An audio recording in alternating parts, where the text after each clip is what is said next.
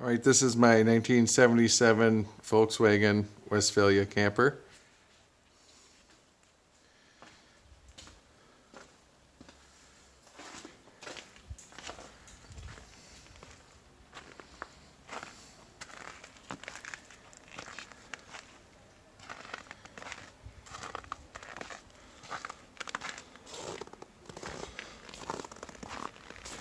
Go around the outside.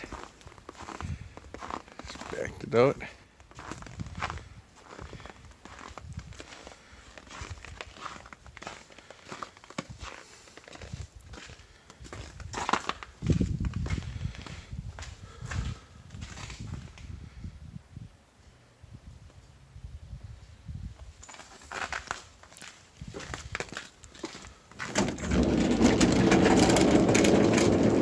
Here's the inside. We spent a lot of time getting the interior just right. I do not have the radio in it.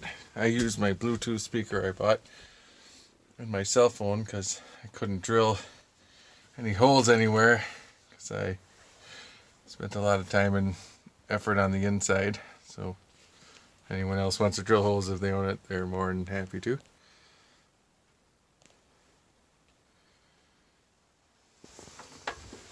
Do the bed here. Seat belts under.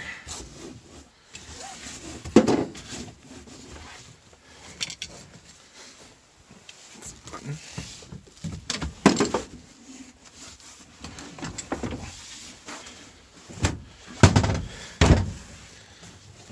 Bed goes down. When we upholstered it, I tried to get the lines perfect as I could, but a little ridiculous. But I know details matter, I guess. So the top is painted, and a little sticky tape from holding it up when we put the top on yet. But I never trimmed those bolts down either. I'm gonna set it down to the top.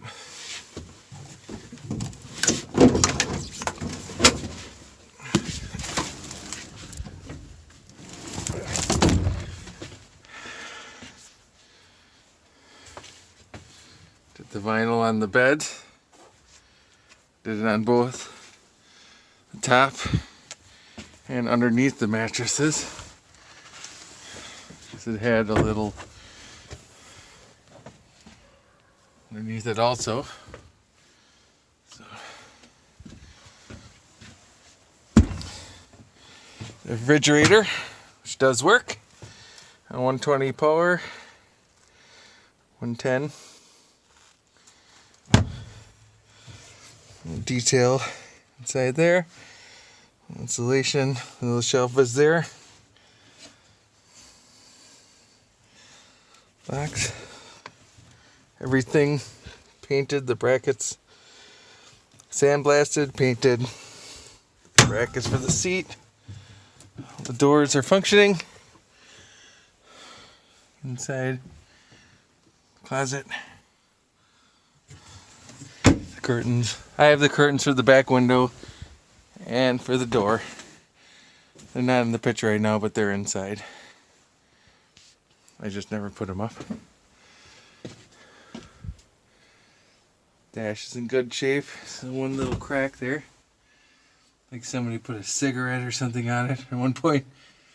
You know, pot pipe, I'm assuming. Just kidding. Got the correct door panels. The padded armrests. I did buy this from the bus depot because the original one was missing. Sink, stove. I put a new switch in it because these always broke. The Westfalia light works. I had to forgive it. It's -5 degrees out right now, Fahrenheit, in Wisconsin. Covered all the back, all the paneling, the cabinets, inside the drawers. Pieces, yeah. all the cork boarding. And there, we did even the drain pipes. All new drain pipes, all varnished. All the doors, again. There's the extra PEX tubing I used for the thing. The water tank. The pump does not work because it was seized, and I was struggling finding a new one, but I guess that is one flaw, another flaw, but all of it redone. There's the other curtains. There's the arm for the table back here. The top is missing. It was that when I got it. They do sell them on the bus depot. There's the netting for the back window. There's the other collector plate I had for. It's for the door and the back windows, those curtains. I did get the rubber mats because the original carpeting was missing.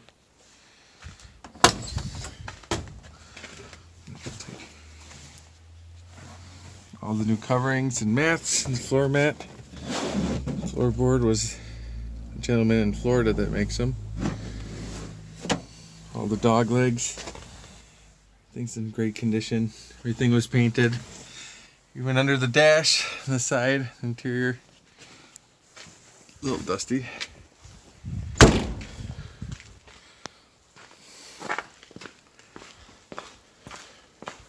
Come around to the driver's side, all new stainless and chrome mirrors. Again, we're freezing there, but again, on the floor, all the floor is original, all the boots, everything's been replaced. On the back, there's the table for between the front seats. Original seat belt. Oh. It's cold. Water connection. The plug for the electrical outlets inside.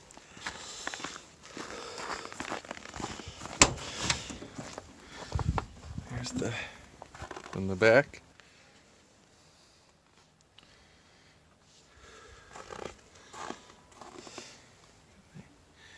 Painted inside all there. It's a little water staining. The original ones. I got the little cover I made off another bus to access for the fuel pump. And that's some cheap job. Cover is all painted there for the engine access. Oh, I suppose let me close this first.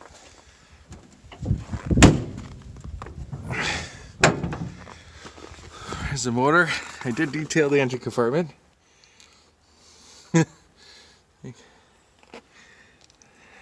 Blasted and painted it.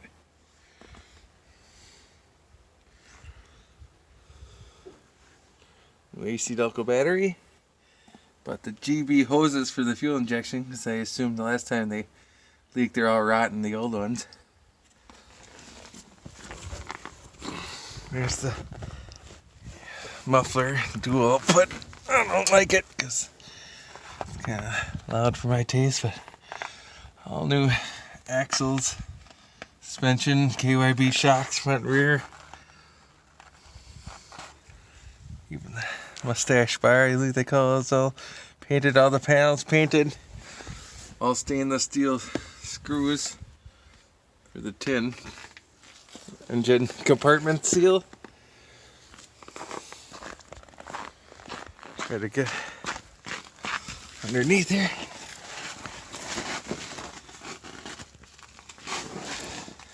Clutch cable's been replaced.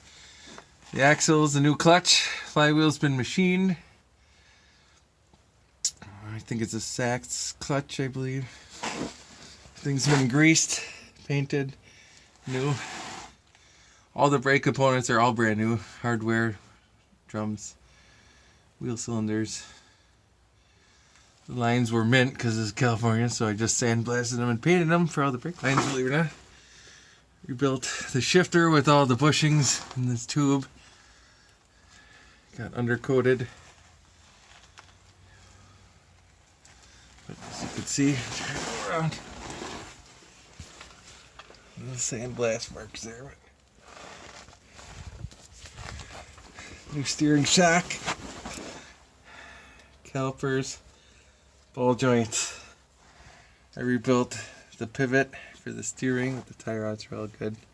To replace any of that for the front shocks, brakes, oars, everything. All new bushings for the sway bars and everything. I rebuilt the power booster, brand new master. Portioning valve's good. Got the vacuum line hooked up so the power brakes are working really good. Get from the front here. Little overspray from the sand, from the primer. Did better, but you could just undercoat the inside again. Tires, brand new. Rims painted, primed, and blasted with hubcaps and brand new chrome trim rings. All the lenses are new, lights. Got the VW taillight assembly, so the right ones. Steering gear. Clutch, I do have the little cover, it's in there, I just never put it back up. I do have the heat tubes, but I do not have the little J-shaped one that goes back to behind underneath the back seat. I mean, I have it, but it's destroyed. And all the grease was cleaned out of the front beams, and it was all re-greased with like a tube of grease or whatever. It was a lot. But all the control arms are painted. All the pedals, pivots were all redone, greased. Even the spring you can see there. I can get it in the picture here. Every detail I could. A little mucky. But, you can see the floor pans. Get up. Now I'll start it up. The motor has a little ticky noise. I can show you. It's kind of been a thorn in my side. Try to get neutral here.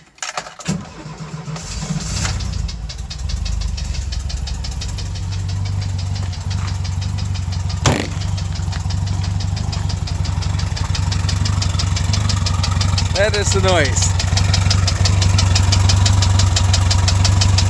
Comes and goes, so it's not constant. I'll give it a guess. I don't know, I'm not sure what it is.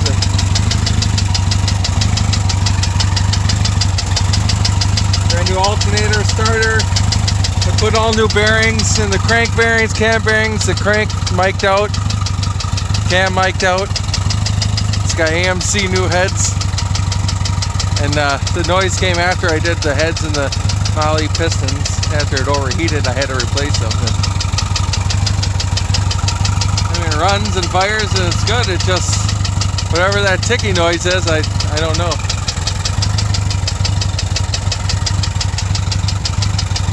But it is bothersome.